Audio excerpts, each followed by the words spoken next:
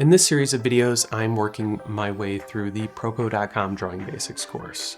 In my last episode, I got started on the line section, and in this episode, I'm going to continue on working on the line weight project and the line master study project.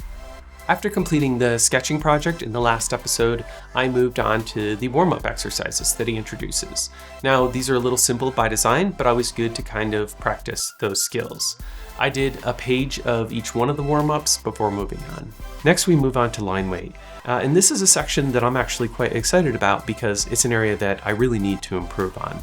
I don't use much variation in line weight in my drawings, mostly because I'm not entirely sure how to make those decisions. The instruction in this section is super clear, going over different ways to both achieve variations in line weight, but also how to organize it effectively. For level 1 in this exercise, my first drawing focused on lines demonstrating hierarchy of importance.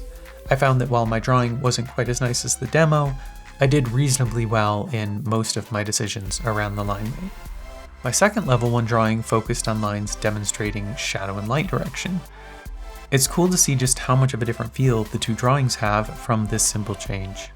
For level 2 in this project, I did the same shadow and light direction assignment, but with the light coming from an imaginary direction different from the actual light source in the reference photo. I chose to have the light directly above the subject here, pushing the shadows underneath to thicker lines. On this one, I think I maybe exaggerated just a little bit too much on some of those darker lines. The next part of the level 2 assignment is to draw from observation, drawing a scene with foreground, middle ground, and background elements, and using line weight to indicate depth. My first drawing is from a scene of a photo I took while in Old Town San Diego. I tried to separate the line weight based on making the front planter the primary focus, the middle planter the secondary, and then to try to make the background recede. My second drawing is a scene from a photo I took of a lake in Norway. In this one, I took a little bit different approach than I did with the last one, in that I didn't go quite as dark and thick with the lines. I varied the line weight in a little bit more subtle way between the boat and then the middle ground rocks and the background mountains. At this point, I watched the demo and critique videos on these, and my takeaway from it is that I could have modulated my lines a little bit more.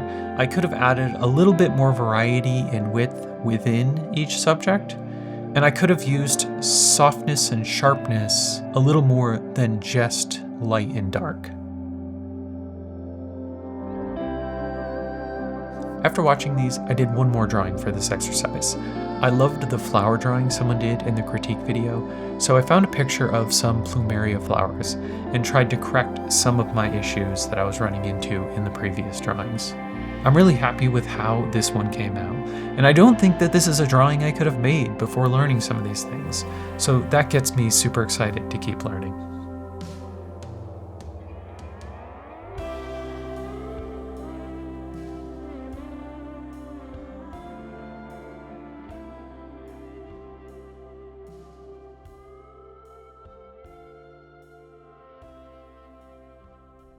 The final project in this section is to do some master studies of other artists' line work.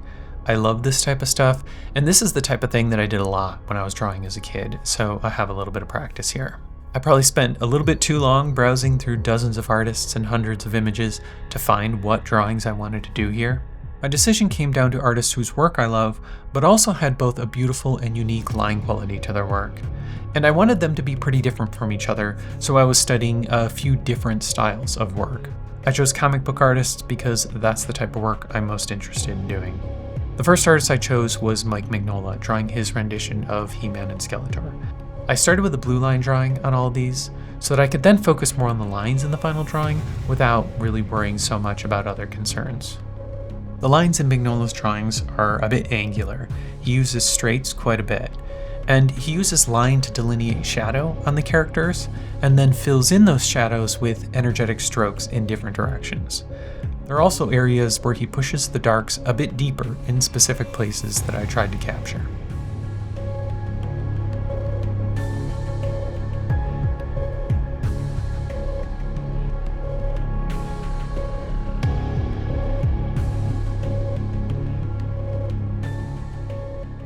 The next artist I chose was Jeff Smith, doing a drawing of Thorn in Phone Bone.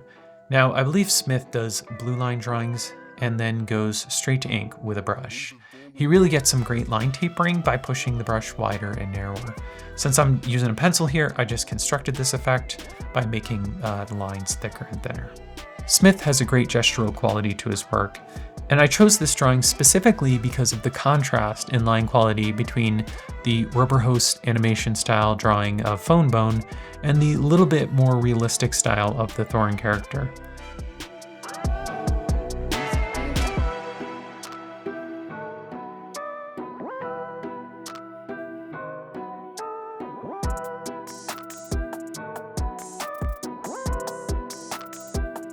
The last master study I did was of a Sam Keith drawing of the Max. This one is a bit more of 90s style comic book drawing in terms of detail and cross-hatching. Although Keith is anything but typical in his style, he has some big thick lines to outline the character's arms, but then very light lines on the face and hair. And then there's a combination of flowy lines, really detailed and controlled hatching, and lighter contours to show form on the arms.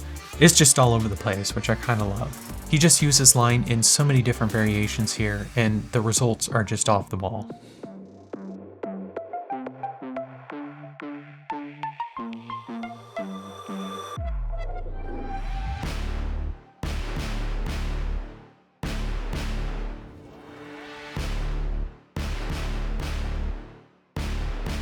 As far as progress so far on this course, I am now up to 16 hours and 39 minutes of video instruction, and then 31 hours and 12 minutes of drawing, for a total of 47 hours and 51 minutes in this course so far. I seem to be hitting about a 2-to-1 ratio of drawing to video up to this point, so I would say that's probably about the minimum to expect to get the most out of this course. In the next video, I'll be moving on to the shape section. Subscribe to the channel to become a Negative Space Cadet and follow along with where we go next.